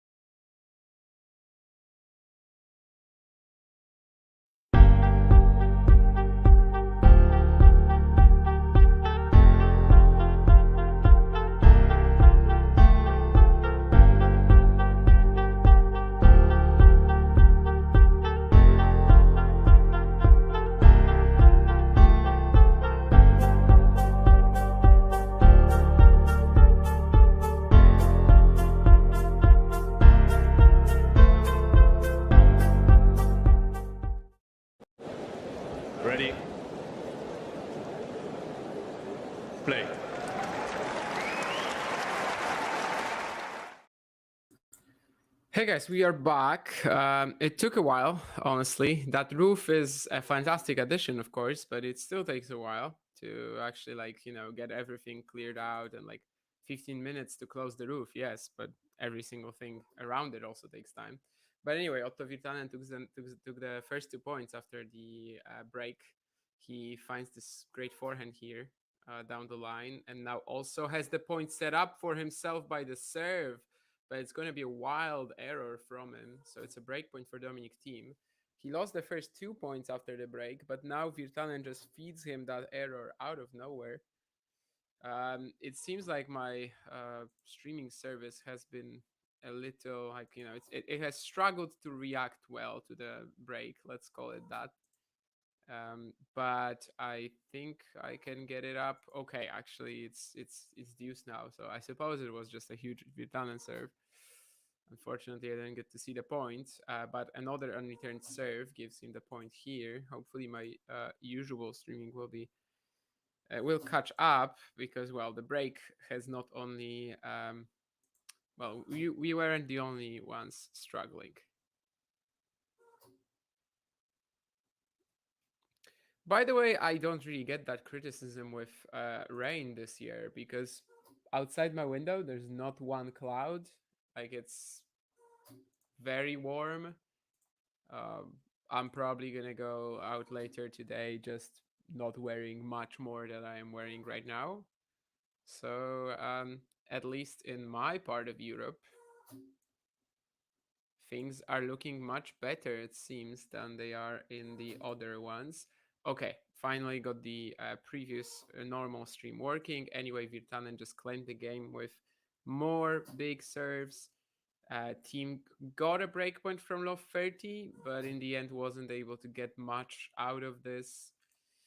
Well, I mean, indoor conditions, yeah, it's pretty clear that they do favor Otto, right? So, well, basically mostly because of the serve, but also, yeah, just how strong he is in general in when it's indoors. So, I mean, we'll find out soon how this one continues, but it's not exactly helping out Thiem, I think.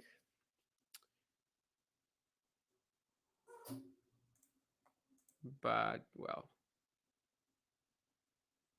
seems like some other courts are also restarting, so that roof is, a bit precautious, but yeah, it's good. It's better to have that, obviously, and not stop the match again for a number of minutes. But yeah, we're back to that crucial spot where Thiem has to hold to save the match, and then he'll also have to win the tie break to save the match. And well, let's see how he does that. 5-6, 15 love for him as Virtanen throws a very wild forehand out.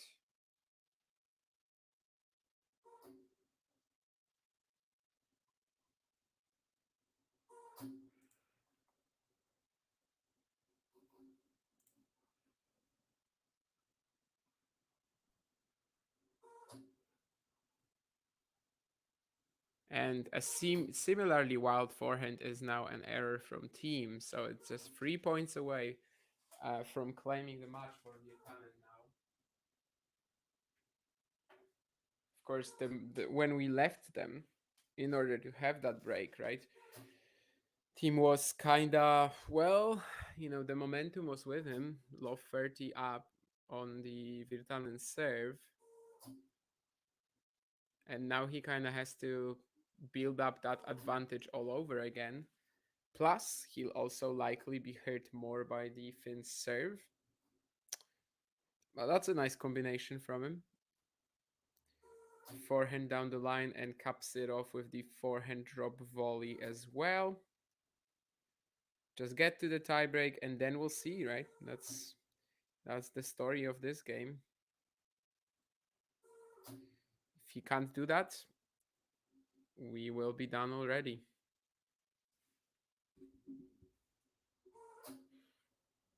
Trying to move Virtanen around here, but Otto is keeping the consistency pretty high here. Wow, that's the best forehand that Dominic Thiem has hit the entire match, I'm pretty sure.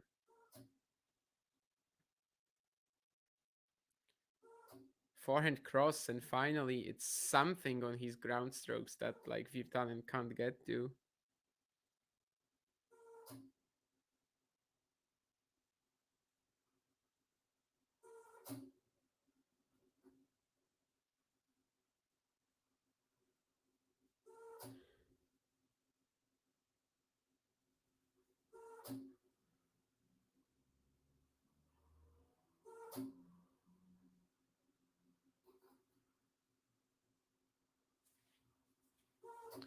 And can he get us to a tiebreak right away? Some pretty deep backhands from Virtanen, keeping him in the point, even if he was initially losing.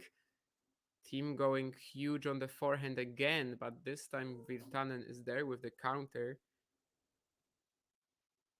So it's a set point for the... so it's a set point. So it's one more game point for Dominic.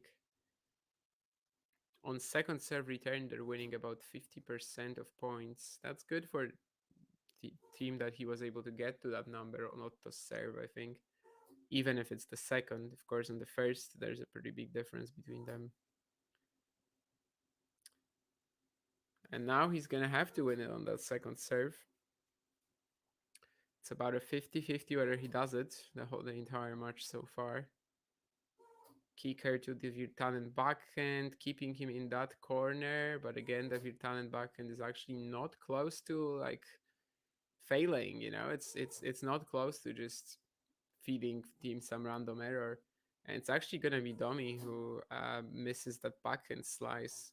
Lots of side spin on it, and yeah, it's just so wide into the doubles alley. So just 2 points away from the match now, Virtanen.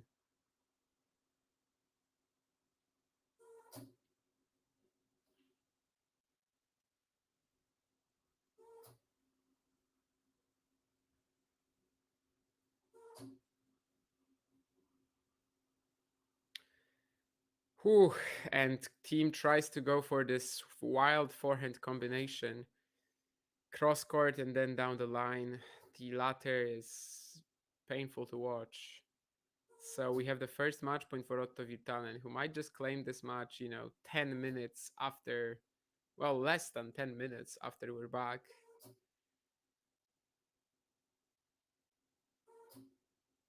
And, ladies and gentlemen, second serve.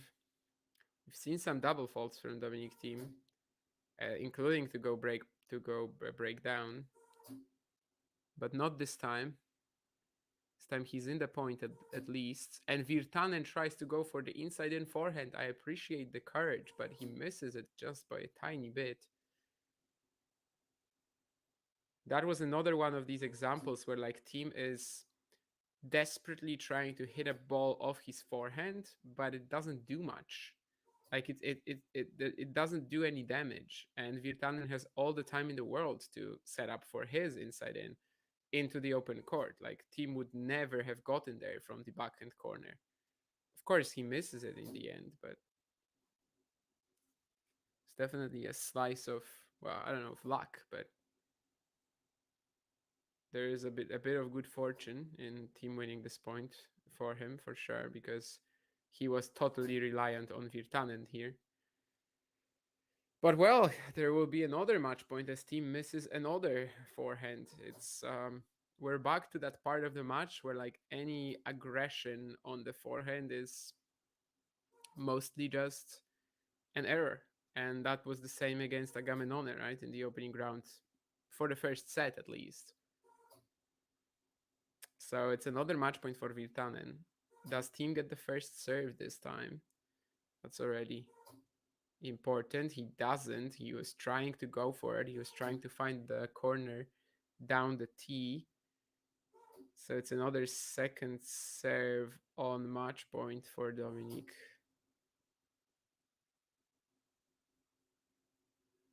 No double fault. Slicing the ball cross court. Adding quite a lot of spin on the backhand. Again, just peppering that Virtanen backhand corner. Oh, wow. And after the two previous points were just ridiculous forehand errors, I think this one he's landed right on the line. Virtanen is laughing about it too because, well, even Thiem is laughing about it. But yeah, it is right on the line here from Domi. He even says sorry to Otto. Well, it's a bit of a friendly atmosphere here. Let's see who handles it better. But 2 match points saved by Thiem already. And you never know.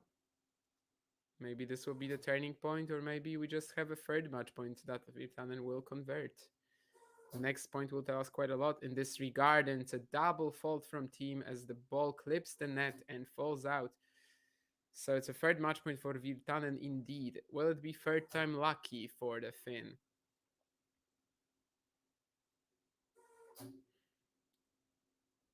Or can Thiem come up with something again? You know, the first match point, Virtanen barely misses his winner. The second one, Thiem lands his winner on the line. Third one, again on second serve. Every single match point so far has been on second serve. He's gone for the same kicker to the Virtanen backhand every single time. But on the third match point, he just misses a forehand. So lousy with his feet here on that last shot. And that's it for Dominic Thiem's Roland Garros journey. This is, in all likelihood, his last Roland Garros match. Warm handshake at the net, but the two-time runner-up who is planning to retire in Vienna this season will not set foot on the Susan Lenglen court or on any other Roland Garros court in his life. Well, was it a decent journey in terms of his 2024 campaign?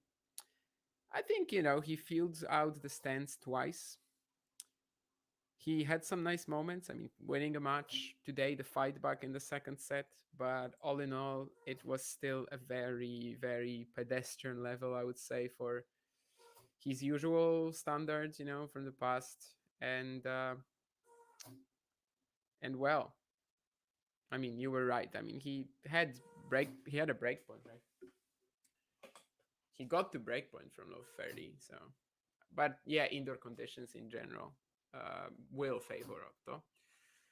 How fast are Otto's first serves? 200 plus is his average. On, he can go to 30 to 40 if he lands a good one down the tee flat. Yeah, they are ridiculous in general. Yeah, still amazes me how quickly Thiem went from slam title contender to struggling to survive qualies. I mean, that's a lesson to be learned, right? That one injury can just destroy you, especially if it's in the wrist area. But yeah, this was not a good send-off in general, I would say. I mean, this was pretty much this was pretty much what we had to expect, I suppose. But given the good draw, we were all a little naive, thinking, okay, maybe he can make it, like maybe he can do it. And it was still doable. Agamenone, Virtanen, then maybe even Andreev in the third round if Andreev claims the match against Zapieri. He's currently a set up, and they are at 4-5 in the second set.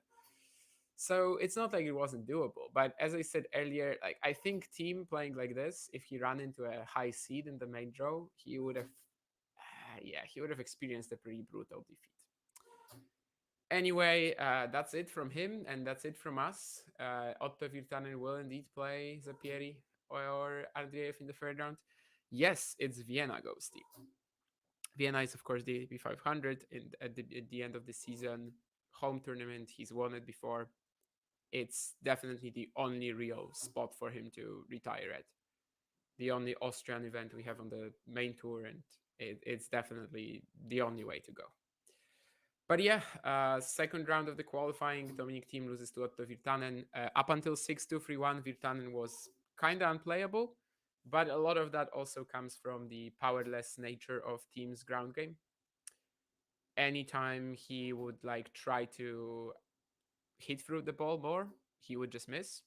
And anytime he would try to direct it around the court, he would just kind of wait around for Virtanen to get that shorter ball and smack it. So yeah, it just wasn't a great show. I don't think he had the level to compete with most players in the main draw. So it is what it is. But as for Virtanen, I hope he plays at least like this in the next round.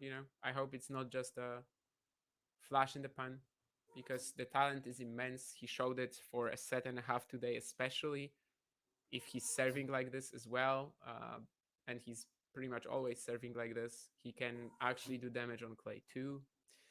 But yeah, he defeated Dominic Thiem. Of course, he will get a Vienna wildcard. Is it fair for me to put Thiem into the Delpo category? In the sense of injuries ruining careers? Kinda. I mean, Thiem had more healthy years, I think, maybe even than Delpo, but in terms of their achievements, they have very similar ones, actually. So yeah, I think it's somewhat fair in terms of their overall career resume. But yeah, Susan Lenglen, the second match ever finished under a roof after Medjedovic Pui, I guess. I think so. Anyway, that's gonna be it from me for today. Thank you guys, and I'll see you some other time. I think I'm gonna be tomorrow on that draw reaction live stream, so make sure to tune into that, and we'll have a lot more French Open content, of course, coming up over the next few weeks. I'll see you guys then, and for now, thank you for the stream, and bye.